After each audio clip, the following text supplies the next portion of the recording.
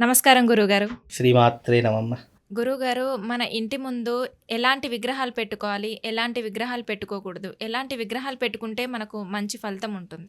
ముందుగా ప్రేక్షకులందరికీ శ్రీమాత్రే నమః, శ్రీ గురుభ్యో నమః. నమో దేవ్యై మహాదేవ్యై శివాయై సతతం నమః. నమ ప్రకృత్యై భద్రాయై నిహితాం ప్రణతాస్మిత.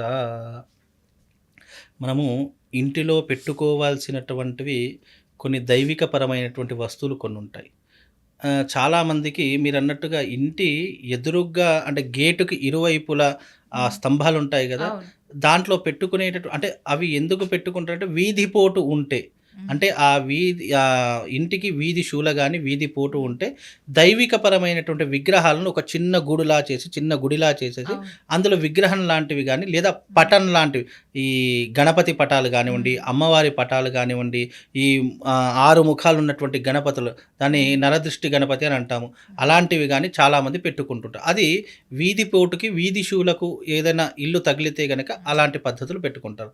ఇక ఇంట్లోకి వచ్చేసరికి గుమ్మం పైన ఈ వుడ్‌తో చేసినటువంటివి గానీ, హ్మ్. లేదా యంత్రాలు గానివ్వండి, లేదా ఏదైనా దేవతా పటాలు గానివ్వండి, ఇవి చాలా మట్టుకు చాలా ఇండ్లలో మనం చూస్తూ ఉంటాం. హ్మ్. ఎందుకంటే అవన్నీ గూడా నెగెటివ్ ఇంపాక్ట్ ఇంటిలోకి రాకుండా, అంటే చెడు సంకేతాలు గానివ్వండి, గాలి, ధూళి లాంటివి ఇంట్లోకి రాకుండా ఉండడానికి, ఇంట్లో ఉన్నటువంటి మనుషులకు ఒక రక్షణగా ఉండడానికి మనం గుమ్మం మీద అనేక రకాల యంత్రాలు గానీ, లేదు అనంటే నిమ్మకాయలు గానివ్వండి, గుమ్మడికాయలు గానివ్వండి, హ్మ్. దేవతలకు సంబంధించినటువంటి ఫోటోలు గానివ్వండి, ఇలాంటివి చాలా మట్టుకు పెడతాం. ఇవన్నీ ఎందుకు పెడతాము అనంటే గనక ఇంట్లోకి నెగెటివ్ ఎనర్జీ రాకుండా ఉండడానికి, ఇంట్లో ఉన్నటువంటి వ్యక్తులు ఎప్పుడు కూడా ఆరోగ్యంగా ఉండడానికి ఇలాంటి పద్ధతులు ఎప్పటినుంచో మన ఆచారంలో ఉన్నటువంటి విధానాలు.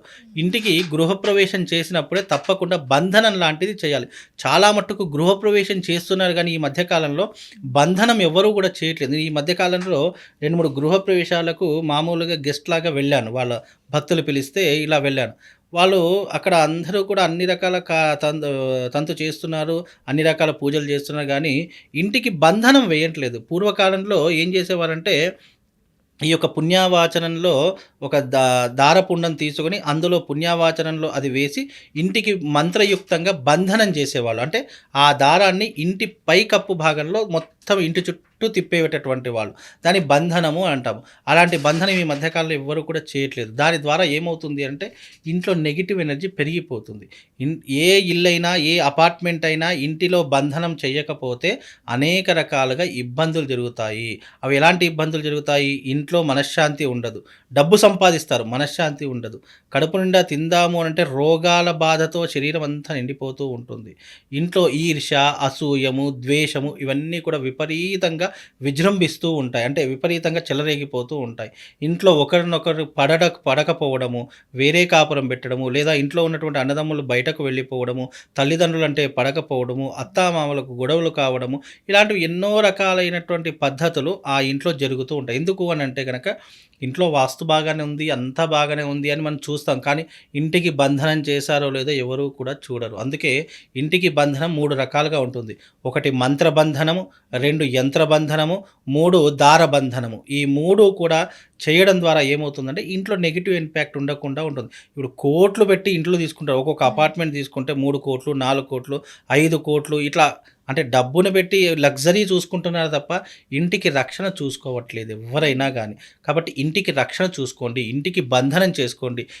ఎవరైనా చేసుకోకపోయినా సరే ఇప్పటికైనా ఇంటికి బంధనం చేసుకోండి. ఎందుకంటే ఇంటికి బంధనం లేకపోతే ఏమవుతుందంటే ఇంట్లో ఎప్పుడు నెగెటివ్ ఎనర్జీ తిరుగుతూనే ఉంటుంది. దాని ద్వారా డబ్బులు ఖర్చవుతూనే ఉంటాయి. ఇంట్లో మనశ్శాంతి కరువైపోతూనే ఉంటుంది. ఇంట్లో ఒకరినొకరు పడకపోవడం జరుగుతూనే ఉంటుంది. భార్యాభర్తలకు యుద్ధ వాతావరణం మొదలవుతూనే ఉంటుంది.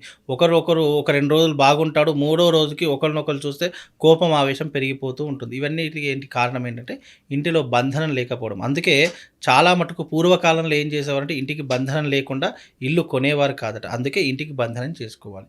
ఇక రెండవ కారణం ఏంటి? ఇంట్లో పటాలు పెట్టుకునేటటువంటి విధానం. ఇంట్లో దేవతల పటాలు పెట్టుకునేటటువంటి వారు ఎవరైనా సరే శాంతమూర్తులుగా ఉన్నటువంటి దేవతా ప్రతిమలు మాత్రమే పెట్టుకోవాలి. ఉగ్ర స్వరూపంగా ఉన్నవి లేదా ఈ భయంకరంగా ఉన్నటువంటివి ఇప్పుడు ఎగ్జాంపుల్ లక్ష్మీ నరసింహస్వామి ఉన్నాడు. హిరణ్యకశిపుడిని ఇట్లా తొడ మీద కూర్చోబెట్టి ఇట్లా పేగులు చీల్చుతున్న ఫోటో. చాలామంది అది ఇంట్లో చూసారు. అది తీసేయాలి. ఎందుకంటే అది ఉగ్ర స్వరూపమైనటువంటి ఫోటో.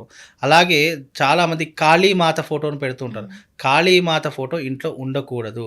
అదెప్పుడు కూడా రక్తాన్ని కోరుకునేటటువంటి పద్ధతులు. అంటే ఇవి వామాచార పద్ధతిలో ఉంటాయి. కాబట్టి అలాంటి ఫోటోలు ఉండకూడదు.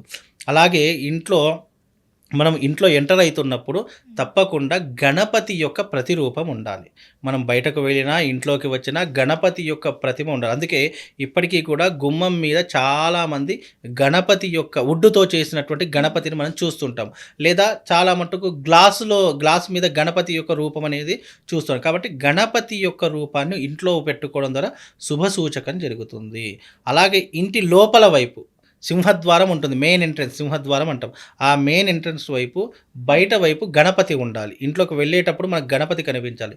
ఇంటి నుంచి బయటకు వచ్చేటప్పుడు దాని పైన ఏ ఫోటో ఉండాలంటే మహాలక్ష్మి ఫోటో గానీ, లేదు అని అంటే గనక పరమశివుడి ఫోటో గానివ్వండి, లేదు అని అంటే గనక వెంకటేశ్వర స్వామి ఫోటో గానీ ఇలాంటివి పెట్టుకోవచ్చు. ఇవన్నీ కూడా ఏంటంటే లక్ష్మీప్రదమైనటువంటివి అని అర్థము.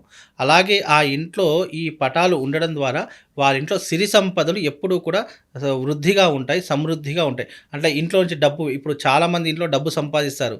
కానీ అనవసరమైనటువంటి విషయాలకు ఖర్చు చేస్తుంటారు. వాళ్ళకి తెలీదు. ఉన్న వస్తువునే 10 సార్లు కొంటూ ఉంటారు. లేదు అని అంటే గనక ఉన్నటువంటి వాటిని ఎక్కువగా వినియోగించుకోవడము, లేదా దుబారా ఖర్చులు ఎక్కువగా చేయడము, విందులు వినోదాలకు అధికంగా ఖర్చులు ఇలా ఏదో ఒక దానికి వెళ్ళిపోతూ ఉంటుంది. కాబట్టి ఇలాంటి పటాలు పెట్టుకోవడం ద్వారా ఇంట్లో ధనవృద్ధి కూడా సమృద్ధిగా ఉంటుంది. కాబట్టి ఇలాంటి పటాలు పెట్టుకోండి.